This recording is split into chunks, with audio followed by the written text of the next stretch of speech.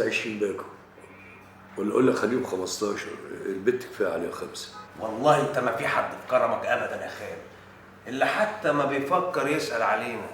فتحي فتحي، بقول لك ايه، تتربى وتكبر في حضني ماشي، تاخد مكان محمود ما عنديش مانع، انما تقطع بيني وبينه لا. ها انا قلت كده؟ ما تركبليش بقى الوش العبيط وتستهبل فيها. محمود ابن اخويا، ده ابن الغالي، مهما عمل لازم اود واسال عليه. طبعا يا خال، حد يقدر يقول غير كده؟ السلام عليكم ورحمة الله وبركاته. وعليكم السلام ورحمة الله وبركاته. ولع يا خالد. ايه يا عم وده وقته؟ انا مالك دخل علينا سخن كده؟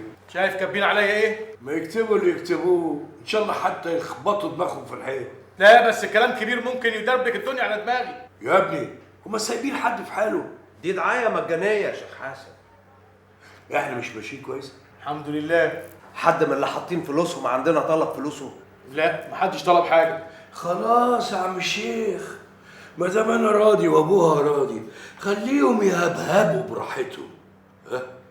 ما هو انا مش هضيع الكارير بتاعي عشان حضرتك عايز تشوف ماما. انا اجازتي اسبوعين وبس.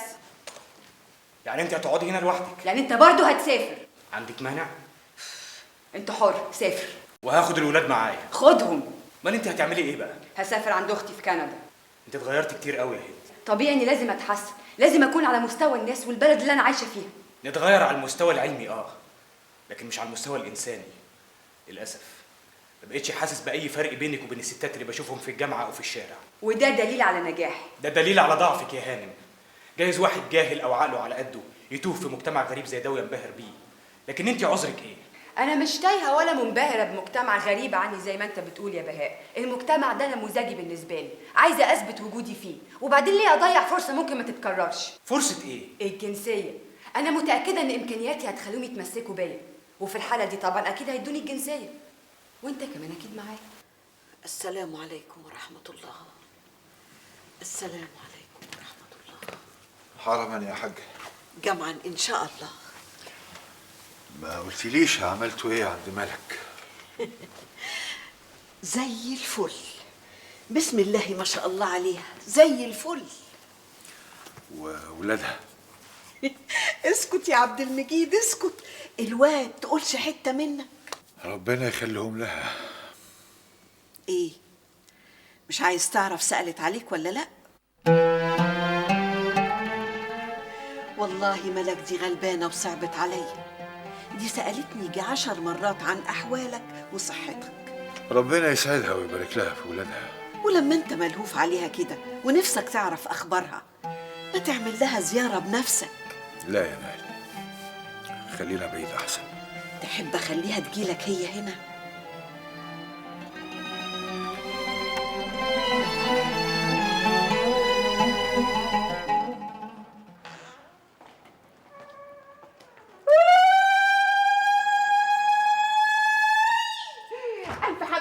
سلام، يتربوا في عزك ان شاء الله. اهلا وسهلا. دي بقى يا ستي ام فكري، من عندنا في البلد واعظم طباخه في الدنيا. ده بس من اصلك. ناولين العيل. لا لا لا انا هشيله. ناولين العيل ما تخافيش. بالراحة بسم الله عليك. الرحمن الرحيم. محمود بيه خادم الناس كلها، واحنا جايين هنا علشان نخدمه بعينينا. تعيش يا ام فكري. يلا بقى خدوا الولاد وخشوا على جوه. لا لا انا هغير للولاد دلوقتي. لا ما تقلقيش، هم يعملوا كل حاجه. ما تعتليش هم، أنا مربية يجي 20 عيل، بس هم يشدوا حيلهم كده وأنا هزغطهم وأعلفهم وأخليهم لك كده. أنت اديهم السرسوب لاجل ما يتأسسوا. ان شاء الله. يلا يلا. هي بتقول ايه؟ يعني ايه هتاكلهم وتزغطهم؟ ده العيال دي تموت. لا تاكلهم ايه دلوقتي، بس دي بتتكلم على المستقبل. مين دي؟ انت تعرفها؟ امال يعني اكون جايبها من الشارع؟ من بكره الاتنين يحللوا، انا ست موسوسه. انا عايز اعرف بس انت قلقانه كده ليه؟ علشان انا ما بضمنش حد، ايش عرفني عندهم بقى ميكروبات شكلها ايه؟ لا يا عم انا هقوم انا اللي اغير للعيال لوحدهم. يا ملك رايحه فين؟ لا لا لا افرض ان حد عندهم اي ميكروب ولا اي حاجه ما ينفعش.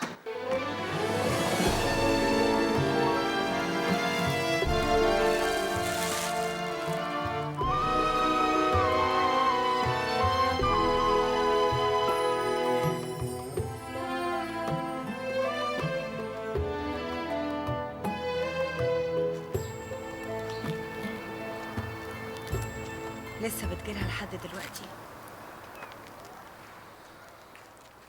لأنها تستاهل. يعني انا ما استاهلش يا بابا؟ أنت عارفة الرد على السؤال. انا في الاول كنت فاهمه انت مقاطعني ليه ومش عايز تشوفني ولا تكلمني، بس دلوقتي يا بابا ما بقيتش فاهمه. انا ومحمود كويسين جدا مع بعض، ما صادفناش ولا مشكله واحده في حياتنا. ده شيء يخصكم. يا بابا انا عايزاك ترضى عني، انا مستعده اعمل اي حاجه. أنت جاية النهاردة وعارفة إن أنا هنا، مش كده؟ لا يا بابا ما اعرفش، لانك غيرت ميعادك كذا مره، ده انا حتى افتكرتك بطلت تزورها. خلينا بعيد أحسن يا ملك. لحد امتى يا بابا؟ انا عايزاك تشوف ولادي وتعرفهم، وانا واثقه انك انت كمان عايز تشوفهم، وبتسال سلوى وطنط ناهد عليا انا وهو.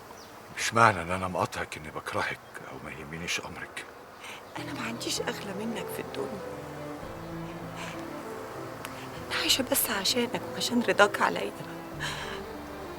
يا بابا انت تكره ان انا اكون سعيده؟ طب ورحمه ماما عندك تيجي تشوف الولاد بره عشان خاطري، ما تكسفنيش بقى.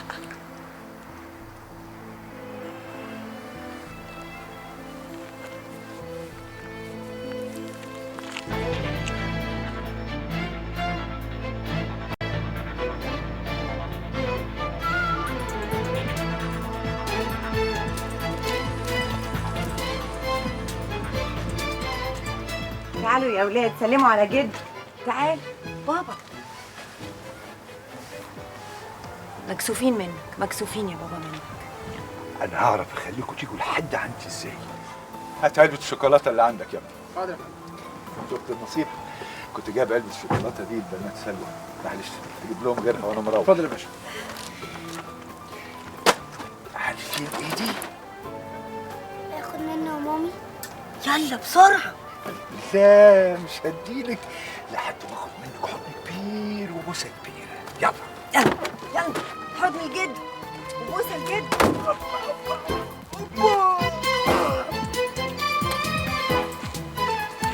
الله الله الله الله الله الله.